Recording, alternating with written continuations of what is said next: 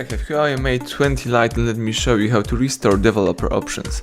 So at the very beginning, let's open the settings, scroll down, choose system, and here you can find developer options.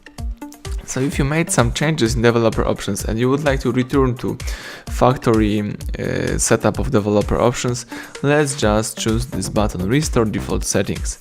So if you would like to restore all default settings in developer options section, let's just tap OK, and that's it. All changes that you made are now back to the default values, and now you can go back and start using your phone in a normal way. So thank you for watching, please subscribe our channel, leave thumbs up under the video.